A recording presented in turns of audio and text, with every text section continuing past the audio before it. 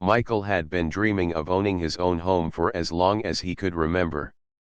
Growing up, he had always admired the houses in suburban neighborhoods, the neatly painted fences, the green lawns, the quiet streets where children played and neighbors waved at each other. But until now, that dream had always seemed far away. Renting apartments had been necessary for his job and lifestyle, but he longed for a place he could call his own, a space where he could make decisions, paint walls any color he liked, plant a garden, or even hang a hammock in the backyard without asking anyone for permission. For months, Michael had scoured real estate websites, visited open houses, and driven through countless neighborhoods. Some homes were too expensive, while others needed too much repair. Many were inside homeowners associations, which meant rules about paint colors, fence heights, and even what kind of flowers you could plant. Michael had no problem with rules if they made sense, but he wanted the freedom to make choices about his own home. Finally, after weeks of searching, he found it, a modest, charming house on Maplewood Lane, quiet and peaceful, and, importantly, not part of any HOA. The house was small but inviting, with a sloping roof, cream-colored walls, and a little front porch that Michael imagined sitting on in the evenings, watching the sunset. The backyard was bigger than he expected, with space for a small vegetable garden or a tree swing.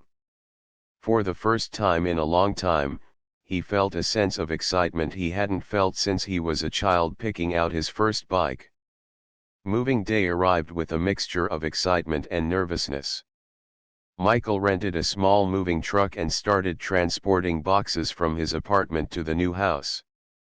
Neighbors passed by on their morning walks, waving politely but keeping their distance. He waved back, thinking it was a good start. After hours of unpacking, Michael finally collapsed on his couch, exhausted but happy. He looked around the house, imagining how each room would be decorated. The living room would have a soft beige couch and a bookshelf filled with his favorite novels. The kitchen needed a few upgrades, but he could handle that over time. The bedroom would be his sanctuary, a place to relax after long days at work. The next morning, Michael woke early, eager to explore the neighborhood. He went for a walk down Maplewood Lane, noticing the neat lawns, the families playing outside, and the peaceful atmosphere. He passed by one house where a woman was watering her flowers. She looked up and smiled. Michael waved, and she waved back. It was a small gesture, but it made him feel like he was already part of the community. By the third day, Michael had started unpacking more boxes and arranging his furniture.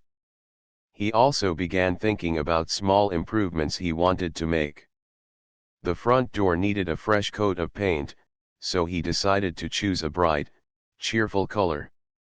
In the backyard, he planned to plant flowers and maybe even a small vegetable patch. Everything felt like it was finally falling into place. It was during one of these busy mornings that he noticed her, an older woman, standing near the edge of his yard, peeking over the fence. She was dressed neatly, with a crisp blouse and skirt, and her hair was pulled back tightly. She frowned as she looked at Michael, then raised a hand in greeting. "Hello," she said, her voice polite but firm. Michael smiled. "Hi. I'm Michael, I just moved in." The woman nodded slowly. "I'm Mrs. Thompson. Welcome to the neighborhood." "Thank you," Michael said. "It's beautiful here. I'm really glad I found this place." Mrs. Thompson's expression softened slightly. "It is a quiet street. Most of the neighbors like it that way. I hope you'll enjoy your time here." Michael felt relieved. He had worried that moving into a new neighborhood might be awkward, but this encounter made him feel more at ease. Over the next few days, he continued settling in. He painted the front door a cheerful sky blue and hung a small welcome sign. He also started planting flowers along the walkway. For a while, life was peaceful. Michael spent his evenings sitting on the porch, sipping tea and watching the sun dip below the horizon. He imagined hosting barbecues in the backyard and celebrating holidays with friends. Every little detail felt exciting because it was all his choice.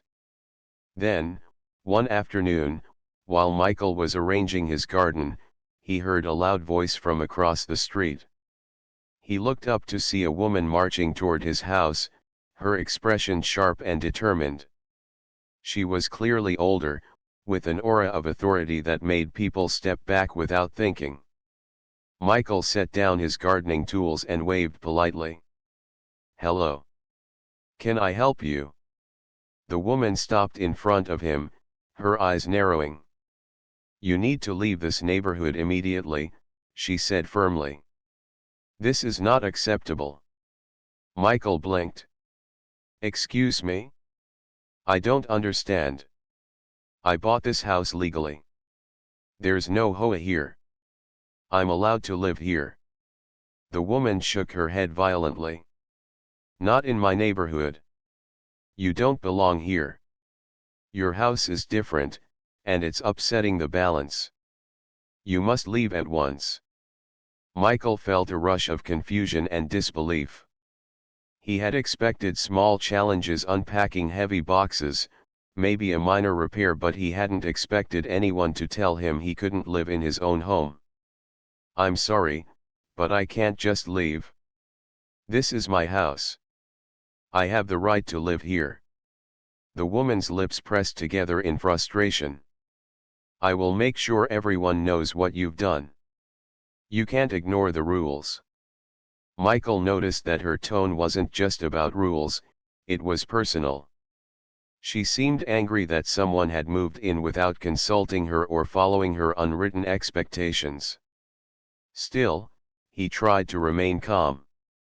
"I respect your opinions, but there's no law being broken. I'm here to be a good neighbor." The woman muttered something under her breath and walked away, her heels clicking loudly on the pavement. Michael watched her disappear down the street, feeling a mix of relief and unease. He didn't know what to expect next, but he was determined not to let fear control him.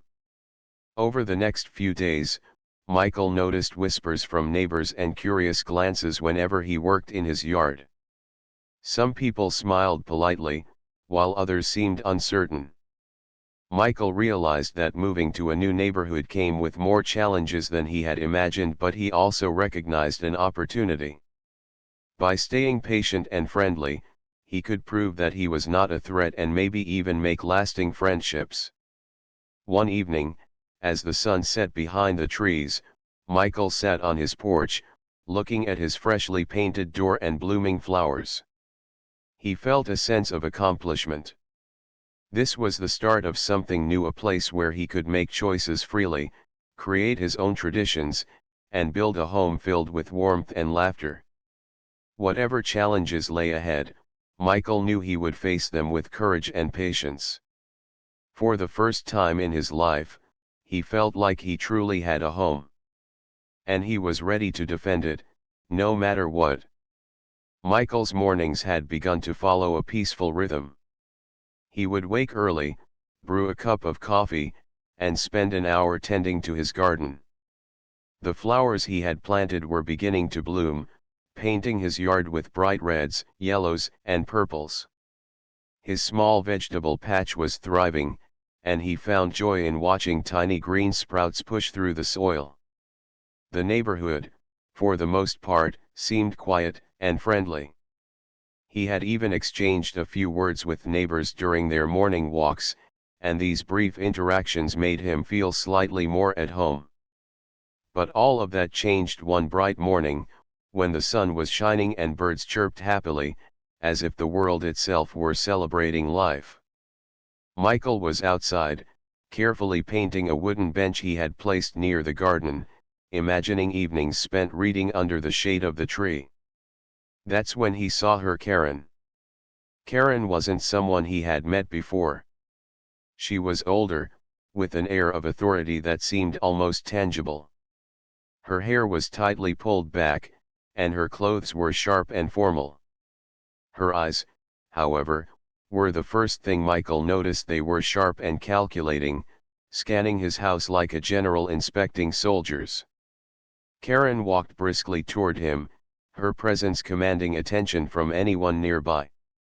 Michael set his paintbrush down and smiled politely. "Good morning," he called out. "Can I help you?" Karen stopped abruptly in front of his porch, her hands on her hips. "No, Michael," she said, her voice sharp. "You cannot stay here. You need to leave immediately." Michael blinked in confusion. "Excuse me? I don't understand. I bought this house. It's not part of an HOA, so I don't have to follow any rules beyond what the city requires. I have every right to live here." Karen shook her head violently, as though she couldn't comprehend his words. "You don't belong here. This neighborhood has standards, traditions, and expectations. Your house, it's too different. Your garden, your colors, it's wrong. I will not allow it." Michael felt a rush of anger and disbelief. He had expected some minor challenges when moving into a new neighborhood, but he hadn't expected someone to confront him like this. "I respect your opinion," he said calmly, "but this is my home. I am following all the rules required by law. I am not breaking any regulations, and I am not harming anyone." Karen's face turned red with frustration. "You cannot just ignore the rules of the neighborhood. People like you ruin the peace and order we have built over the years. You must leave, or I will call everyone who can make you leave." Michael took a deep breath, trying to keep his voice steady. "I cannot leave, Karen. I have the legal right to live here. I moved in to build a life, not to cause trouble. If you have concerns, we can discuss them politely, but I cannot simply abandon my home." Karen's eyes narrowed. "Discussion is pointless. I will make sure everyone knows what you've done. You will regret moving here." Before Michael could respond, she turned sharply and walked away, her heels clicking loudly against the pavement. He watched her disappear down the street, feeling a mixture of relief and unease. It was clear that Karen was a force to be reckoned with, but he knew he had done nothing wrong. Still, he couldn't shake the feeling that his peaceful mornings and quiet life might soon be disrupted. Over the next few days, Michael noticed subtle signs that Karen's influence was spreading. Some neighbors seemed to avoid his house, giving him polite smiles but keeping their distance. Others whispered behind curtains and peeked through blinds whenever he worked in his yard. It felt as though the entire neighborhood was silently judging him. Despite this, Michael refused to let fear control his life. He continued painting his porch, planting flowers, and arranging his garden. He even added a small bird bath, hoping it would attract songbirds. Each time he stepped outside, he reminded himself that he had the right to live here peacefully. One afternoon, while planting tulips along the edge of the walkway, he noticed a young couple walking their dog. They paused and waved at him. "Hi there. We're Lisa and Tom," the woman said, smiling warmly. "We just wanted to welcome you to the neighborhood. Your garden looks beautiful." Michael's heart lifted. "Thank you. I'm Michael. I just moved in a few days ago." Tom nodded. "It's great to see someone taking care of their yard. Not everyone does around here." Lisa smiled. "Ignore the gossip. Some people like to complain, but most of us are happy to have new neighbors. Don't let anyone make you feel unwelcome." For the first time since Karen's confrontation, Michael felt a glimmer of hope. He realized that not all neighbors were influenced by her complaints and that there were people who genuinely valued friendship and community. Over the next week, Lisa and Tom visited occasionally, bringing small treats and sharing stories about the neighborhood. Michael started to feel less isolated and more connected. However, Karen's presence was never far away. One morning, she appeared with a notebook in hand, looking determined. She marched onto his porch without knocking, flipping through pages filled with notes. "These are violations," she exclaimed. "You need to remove your garden, repaint your door, and follow the neighborhood's expectations. You cannot live here like this." Michael stood firm. "Karen, I understand that you have your opinions, but there are no legal rules being broken. This is not an HOA, and I am allowed to maintain my home as I wish. I am trying to be a good neighbor, but I cannot simply follow arbitrary standards that do not exist." Karen's face turned red with frustration. "You are impossible. You refuse to listen to reason. People like you destroy the harmony of a neighborhood. You will regret this." Michael noticed that she was growing louder, and neighbors began to come out of their houses, curious about the commotion. Lisa and Tom quickly stepped forward, standing beside him. "Karen," Lisa said firmly, "he has done nothing wrong. We all support Michael staying in his home. Please leave him alone." Tom nodded. "We value peaceful neighbors, and Michael is one of them. Your complaints are unfounded." Karen's eyes widened as she realized she had no support. She muttered angrily and turned away, muttering something about troublemakers, and walked down the street. Michael felt a wave of relief, but he knew this was only the beginning. Over the next few weeks, Michael continued to face subtle challenges. Occasionally, he would find notes on his porch with complaints about his garden or paint color. A few neighbors gave him disapproving looks, while others avoided eye contact. Yet, he remained calm and focused. He watered his flowers, tended to his vegetables, and painted the trim around his windows. Slowly, his persistence and patience began to win over the community. One afternoon, Mrs. Thompson visited again. She brought a small pie and smiled softly. "Michael," she said, "I wanted to apologize if I seemed distant before. Some people can be very particular, but I see that you are making a real effort to care for your home. It's beautiful." Michael smiled. "Thank you, Mrs. Thompson. I appreciate that. I hope we can be neighbors and friends." Mrs. Thompson nodded. "Of course. It takes courage to stand your ground, and I admire that. Not everyone would have handled it as well as you did." Michael felt a sense of accomplishment. He had faced confrontation and judgment without compromising his values. He realized that living in a new neighborhood required patience, resilience, and kindness. And while Karen's presence was still a challenge, he knew he had allies among his neighbors who valued fairness, community, and friendship. That evening, as the sun dipped behind the trees, Michael sat on his porch with a cup of tea. The garden glowed in the soft light, and birds sang as they returned to their nests.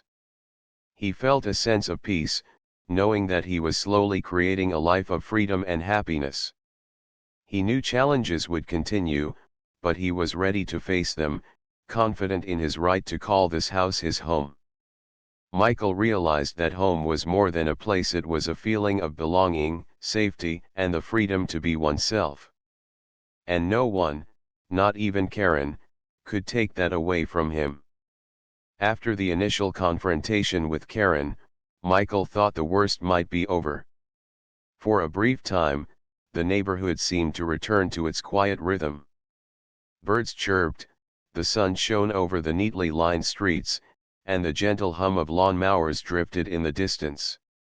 Michael spent his mornings tending to his garden, painting trim, and arranging furniture inside his home. It felt as though peace had returned. But soon, subtle signs told him otherwise. Whispers floated from behind curtains, glances lingered longer than necessary, and occasionally, he would notice neighbors stepping out of sight when he approached. At first, Michael tried to ignore it, reminding himself that he had done nothing wrong. Yet, he couldn't deny a growing tension in the air, one that seemed to follow him wherever he went.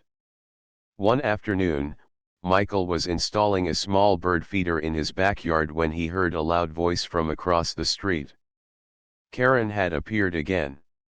She was holding a clipboard this time, with a pencil tucked behind her ear. Michael set down his tools and straightened, bracing himself. "Michael!" Karen called sharply. "I've been keeping track, and you are ignoring every single rule in this neighborhood." Michael walked up to her calmly. "Karen, I don't know what rules you are referring to. I have purchased my home legally, and I am not part of an HOA. Everything I've done is allowed." Karen's eyes narrowed. "Allowed or not, you are disturbing the peace. Your house is too colorful, your garden is too large, and your porch decorations are outrageous. You cannot just do whatever you like and expect everyone to be happy." Michael felt a wave of frustration but forced himself to remain composed. "Karen, I respect that you have opinions about appearances. But there is no law against painting my house this color or planting flowers. I am not harming anyone. I am trying to be a good neighbor." Karen's lips pressed together tightly. "I will not allow this. People will not accept your disregard for the neighborhood standards." Michael noticed movement behind her. Several neighbors had stepped outside, curious about the escalating argument. Among them were Lisa and Tom, who quickly moved closer to him. "Karen," Lisa said firmly, "you cannot force Michael to follow rules that do not exist. He has the right to live in his home as he sees fit." Tom added, "If your concerns are about harmony, you should see that Michael has been polite, friendly, and careful. He is not hurting anyone." Karen turned to face them, her eyes flashing. "You support this? You all support someone who is breaking the community's expectations." Lisa shook her head. "We support fairness.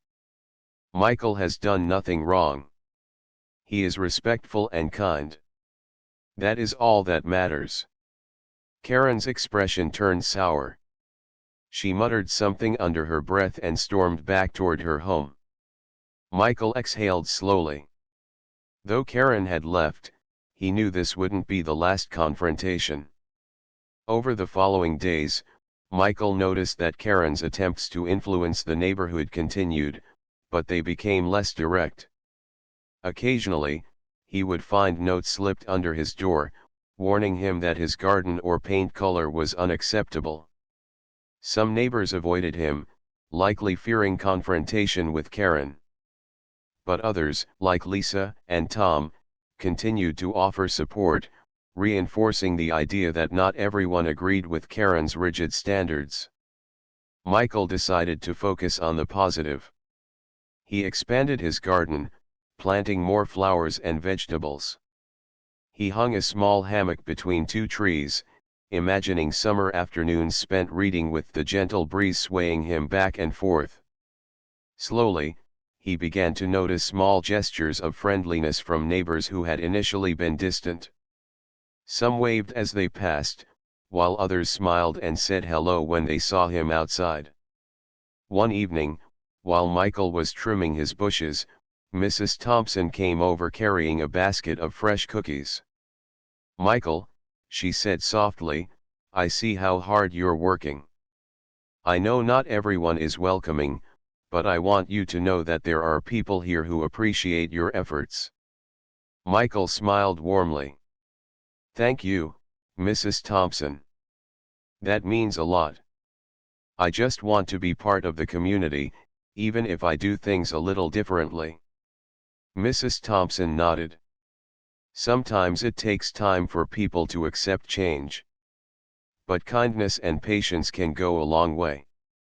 Keep doing what you're doing. Her words reminded Michael that building relationships in a new neighborhood required not just courage but also patience. He resolved to remain friendly and courteous, even in the face of subtle hostility. But Karen was not finished. One morning, she appeared with a new tactic. This time, instead of confronting him directly, she began organizing small gatherings with a few neighbors, subtly emphasizing that Michael was an outsider who didn't respect neighborhood norms. Michael noticed the wary glances and hushed whispers as he walked past. It was clear that Karen was trying to isolate him socially, creating a divide among the residents. Michael felt a pang of sadness. He had moved here hoping for peace and friendship, yet someone seemed determined to make him feel unwelcome. He thought about giving up, moving away, or letting Karen dictate his life. But every time he considered it, he remembered why he had chosen this house: for freedom, for independence, and for the opportunity to build a home that reflected his values. He decided to respond not with anger, but with action. Over the next week, he invited neighbors over for small gatherings: coffee in the mornings, lemonade in the afternoons, and even a casual barbecue one evening. Lisa and Tom were among the first to arrive, followed by others who had been curious but hesitant. Slowly, the atmosphere began to shift. Conversations flowed naturally, laughter echoed across yards, and even the children in the neighborhood started playing near Michael's garden. Karen watched these developments with growing frustration. Her attempts to isolate Michael were failing. He was not only staying in his home but also building connections that made the neighborhood stronger. Michael realized that community was not about rigid rules or appearances, it was about respect, kindness, and shared experiences.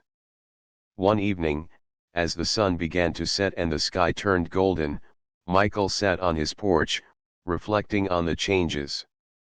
The garden looked more vibrant than ever, the bird bath was filled with tiny visitors, and laughter from neighbors drifted through the air. Despite Karen's efforts, he had begun to create a small circle of friendship and support. He also noticed that Mrs. Thompson had started to speak more openly with him. She shared stories about the neighborhood, introduced him to other residents, and even offered tips for maintaining his garden. Michael realized that while some neighbors might have been influenced by Karen, others were simply waiting to see how he would behave. By staying patient and respectful, he had slowly earned their trust. But Michael knew the road ahead would not be entirely smooth. Karen remained a presence in the neighborhood, and her influence could still create tension. He had to remain vigilant, balancing the desire for peace with the need to assert his rights. Each day became a lesson in resilience, diplomacy, and the quiet strength required to stand firm without causing unnecessary conflict. Michael also began noticing the subtle ways in which kindness could transform a community. A neighbor would offer a small wave, a child would smile when passing by, and someone would ask for advice about planting flowers. These small gestures reinforced the idea that connection and goodwill could outweigh negativity and fear. Over time, the tension in the neighborhood began to shift. Karen's attempts to control and intimidate became less effective. Neighbors started to see that Michael was not a threat, but a friendly, hard-working resident who cared about the community. Slowly, trust began to replace suspicion, and Michael found himself forming genuine friendships. By the end of the part, Michael felt a cautious optimism. Life in the neighborhood was far from perfect. Karen's presence remained, and some whispers continued, but he had learned an important lesson: standing firm, being kind and engaging with others openly could slowly change even the most tense situations. He knew that he was not alone, and that support from those who valued fairness and friendship could make a real difference. Michael sat on his porch one quiet evening, sipping tea and listening to the soft sounds of the neighborhood. The garden glowed in the fading light, and birds chirped their evening songs. He realized that despite the challenges, he had begun to carve out a space where he belonged, a home built not just on property, but on respect, patience, and the courage to be himself. For the first time since moving in, he felt that sense of peace he had longed for, a peace that came not from the absence of conflict, but from knowing that he was standing true to his values, and slowly, others were beginning to understand and accept him. Michael had grown accustomed to the rhythm of his days. Mornings were spent tending to his garden, painting trim, and arranging small decorations around his house. Afternoons often included brief walks through the neighborhood, exchanging greetings with those neighbors who had slowly begun to accept him. Evenings were peaceful, spent on his porch with a cup of tea, listening to the soft hum of distant lawnmowers and children's laughter. Life was far from perfect. Karen's occasional visits and disapproving glances from a few residents reminded him of that, but Michael had found a sense of balance, and it felt good. Then, one bright Thursday morning, everything changed. Karen appeared at the edge of his yard, her posture rigid, a clipboard in hand and a notebook tucked under her arm. She marched directly to Michael's porch, her heels clicking loudly against the walkway. Michael noticed that she seemed even more determined than before, and her expression left no room for negotiation. "Michael," she shouted, startling him. "You continue to ignore the standards of this neighborhood. Your garden is far too large, your decorations are too bold, and your house color is unacceptable. You must make immediate changes." Michael took a deep breath, trying to remain calm. He had prepared for confrontations like this before, but the intensity of Karen's anger caught him off guard. "Karen," he said firmly, "I have explained this before. There are no neighborhood rules that prevent me from painting my house, planting flowers, or arranging my yard as I choose. I am not violating any laws, and I am not harming anyone." Karen's eyes narrowed dangerously. "You think you can ignore me? This neighborhood has traditions. People have lived here for years, following unspoken rules that you refuse to respect. You are destroying the harmony that has been built." Michael noticed that some neighbors had begun stepping outside to see what was happening. Among them were Lisa, Tom, and a few others who had gradually become friendly with him. They moved closer, standing beside him. "Karen," Lisa said firmly, "Michael has done nothing wrong. Your complaints are based on opinion, not law. He is a polite, considerate neighbor who cares about this community." Tom nodded. "We all appreciate Michael. He is friendly, hardworking, and respectful. You cannot force him to follow standards that don't exist." Karen whirled to face them, her face red with frustration. "So, you all support this?" she demanded. "You support someone who is breaking the neighborhood's expectations?" Lisa shook her head. "We support fairness. Michael is not breaking any laws or causing harm. That is all that matters." Karen's lips pressed together tightly. She looked around at the group of neighbors, realizing that she had lost the quiet control she once seemed to hold. Her frustration boiled over. "You will regret this. You will all regret supporting him," she shouted, her voice trembling with anger. With that, Karen turned sharply and walked away, muttering threats and complaints under her breath. Michael exhaled, feeling a mixture of relief and unease.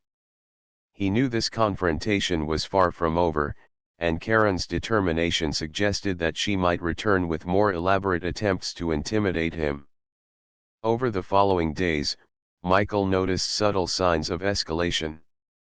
There were more notes left on his porch, often critical of minor details in his yard or garden. Some were polite in tone, but most were written in a sharp, commanding style, as though the writer expected immediate compliance. A few neighbors, still influenced by Karen's words, continued to avoid him, their cautious glances a reminder that some tension lingered. Despite this, Michael remained focused on positive actions. He expanded his garden, adding colorful flowers and a small vegetable patch that was beginning to thrive. He installed a small bird bath and even added a few hanging plants on his porch.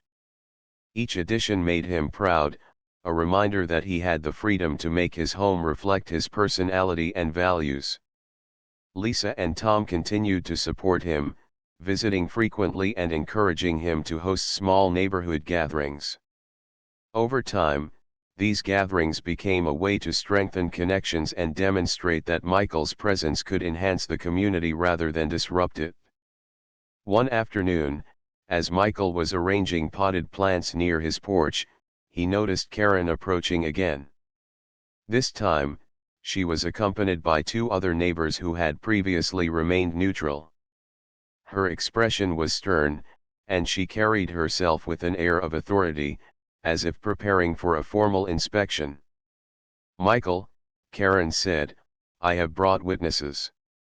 Your garden, your house, and your decorations are unacceptable. You are forcing the neighborhood to accept changes that are not in keeping with our traditions. You must make immediate alterations."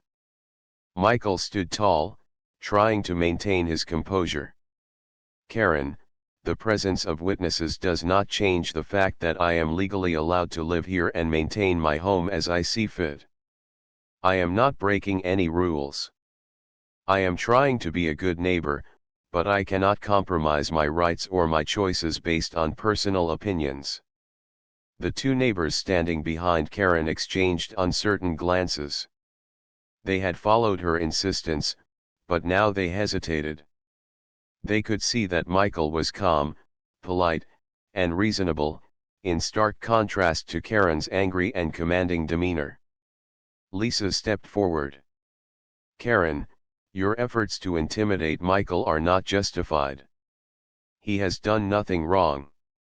We all value fairness and respect, and Michael has shown both. Please leave him in peace." The two neighbors behind Karen murmured quietly, and Karen's face grew redder with frustration. She looked around, realizing that her influence over the neighborhood was diminishing. The sense of authority she once wielded seemed to evaporate in the face of collective support for Michael. "You will regret this," Karen shouted one final time before storming off. Her footsteps echoed down the street, but this time, her threats carried less weight. Michael exhaled slowly, feeling a wave of relief wash over him. For the first time, he felt that his efforts to remain patient and respectful were beginning to pay off. Over the next week, the neighborhood began to settle into a new dynamic. Michael continued his routine of gardening, painting, and hosting small gatherings. His home became a symbol of perseverance and individuality. Neighbors who had been hesitant to interact began to engage with him, asking questions about his garden, offering advice, or simply sharing a friendly smile. Karen's visits became less frequent, though her presence was still felt in subtle ways. Michael received fewer notes on his porch, and some neighbors who had previously been swayed by her influence began to openly support him. It became clear that while Karen remained determined, her ability to control or intimidate the community was waning. One afternoon, Mrs. Thompson visited with a basket of fresh-baked cookies. "Michael," she said warmly, "I am glad to see how well you are handling things. You have shown patience, courage, and kindness. That is something to be proud of." Michael smiled. Thank you, Mrs. Thompson. It hasn't been easy, but I want to live here peacefully and build connections. I hope over time, more people will understand that I am here to be a good neighbor. Mrs. Thompson nodded. You are setting a positive example. Sometimes, it takes courage to stand firm, and you are doing so with grace.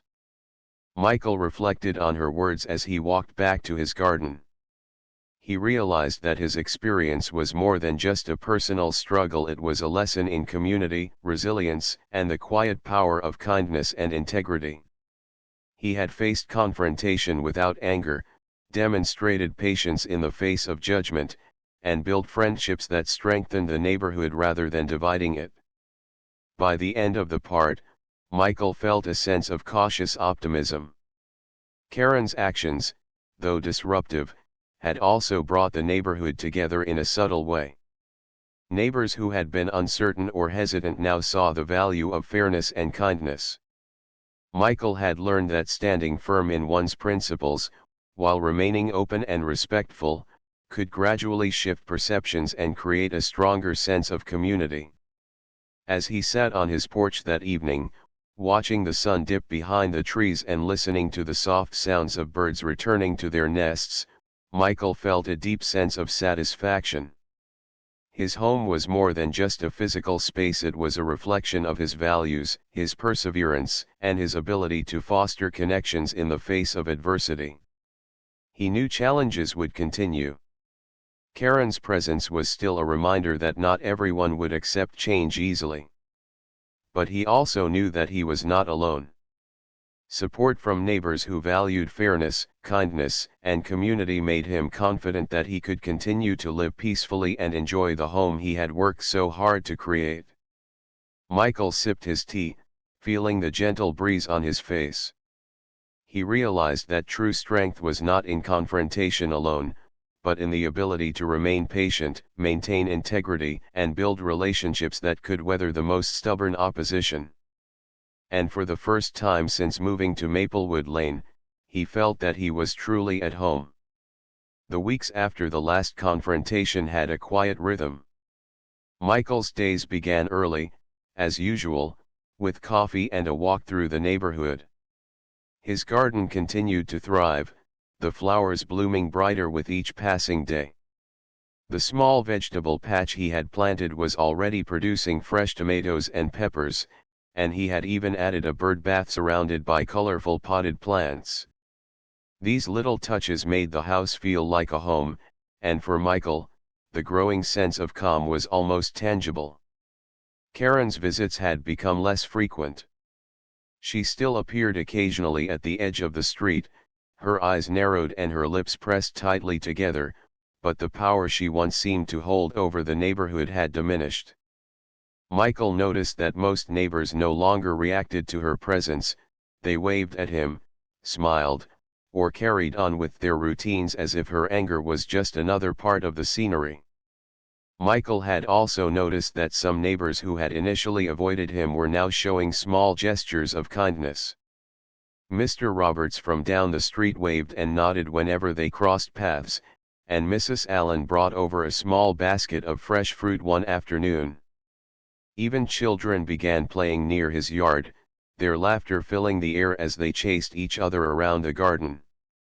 One Saturday morning, Michael decided to host a small gathering in his backyard.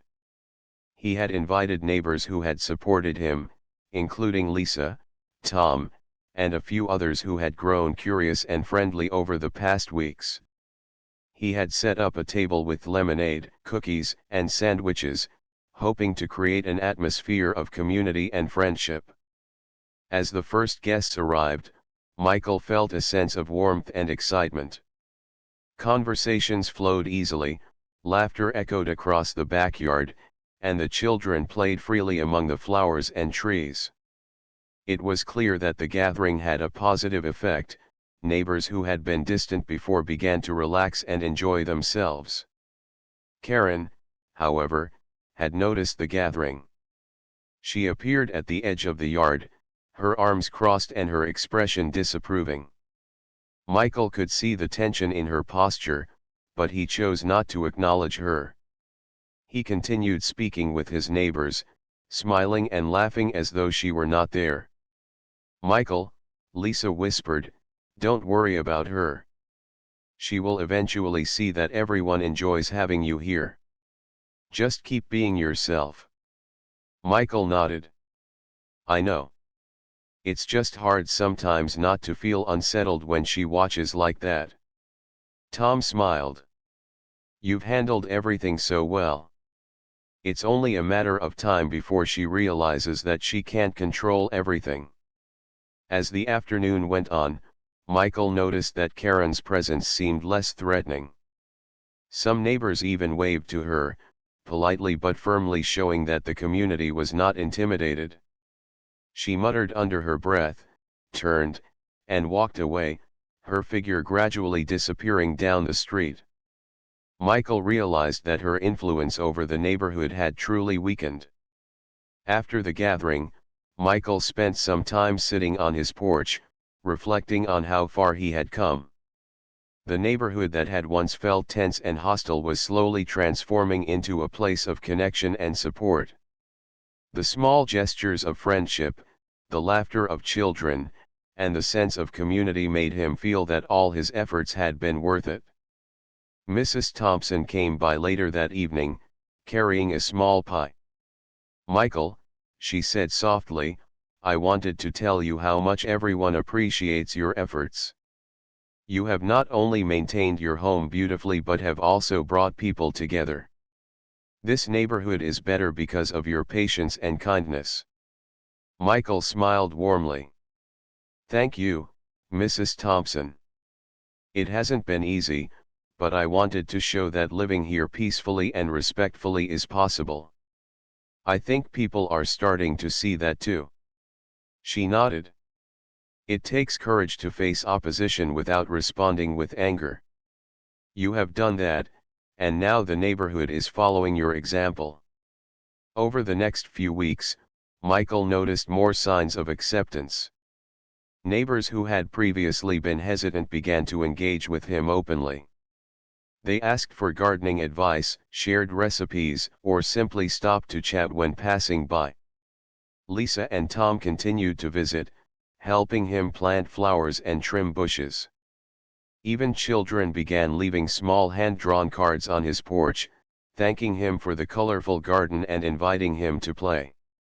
Karen's presence, though still occasionally felt, had lost much of its former intensity.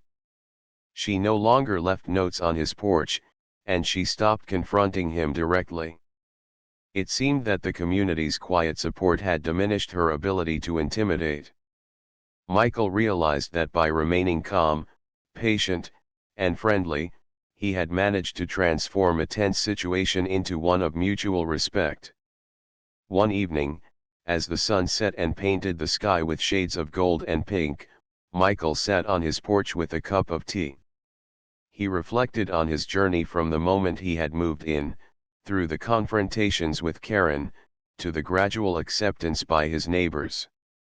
Each challenge had taught him something valuable about resilience, patience, and the importance of kindness in building relationships. His thoughts were interrupted by the sound of laughter from the garden. He looked up to see Lisa, Tom, and several other neighbors enjoying a small evening gathering. Children ran around, chasing each other and playing games, while adults chatted and shared stories.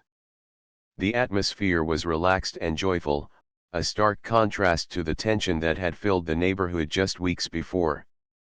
Michael realized that home was more than just a physical space. It was a feeling of belonging, safety, and the freedom to be oneself. He had built not only a beautiful garden and a comfortable house but also a community of trust and friendship. Despite Karen's attempts to disrupt his life, he had stayed true to his values and had been rewarded with connection and acceptance. Mrs. Thompson approached him again, this time with a small note in her hand. "Michael," she said, smiling, "this is from some of the neighbors. They wanted you to know how grateful they are for your patience and kindness. You have made a real difference here." Michael unfolded the note and read it quietly. The words were heartfelt, expressing appreciation for his efforts, his friendly nature, and the positive changes he had brought to the neighborhood. A sense of pride and contentment filled him. That evening, Michael walked around his garden, taking in the vibrant colors and fragrant blooms. He thought about all the challenges he had faced, the whispers, the notes, the confrontations with Karen, and he realized that every obstacle had taught him something about perseverance and the value of community. He had faced opposition without giving in to anger, had remained patient when others tried to intimidate him, and had continued to build friendships even when the situation seemed difficult. In the weeks that followed, life in the neighborhood continued to improve. Karen's visits became infrequent, and she seemed to accept, at least silently, that her efforts to control the neighborhood were no longer effective. Michael continued his routines, tending to his garden, painting and decorating his home, and engaging with neighbors who had become friends. The atmosphere was one of harmony, connection, and mutual respect. Michael also began hosting small community events, from weekend breakfasts to gardening workshops. Neighbors who had once been skeptical now participated enthusiastically, sharing tips, recipes, and stories. The neighborhood had transformed from a place of tension and suspicion to a community of support and friendship, all because one person had chosen patience, kindness, and integrity over conflict. One Saturday afternoon, Michael stood on his porch, looking at the garden, the children playing, and the neighbors chatting happily. Lisa and Tom approached him, smiling. "You've really changed things here," Lisa said. "People feel more connected, more friendly, and more willing to help each other. It's amazing." Tom nodded. "We all learned from your example. You stayed calm, patient, and kind, even when it wasn't easy. You've made this neighborhood better for everyone." Michael felt a deep sense of fulfillment. "Thank you both," he said. "I just wanted to live here peacefully and build connections. I never expected it to grow into something so meaningful." As the sun set behind the trees, Michael realized that his journey had come full circle. He had faced opposition, handled it with integrity, and created a sense of belonging not only for himself but for his neighbors as well. The neighborhood was no longer a place of tension, it was a place of friendship, trust, and shared joy. Karen's presence had faded into the background, and while she remained a part of the community, her attempts to intimidate or control no longer held power. Michael had shown that patience, kindness, and consistency could overcome negativity and fear. He had built a home, both physically and emotionally, that reflected his values and brought people together.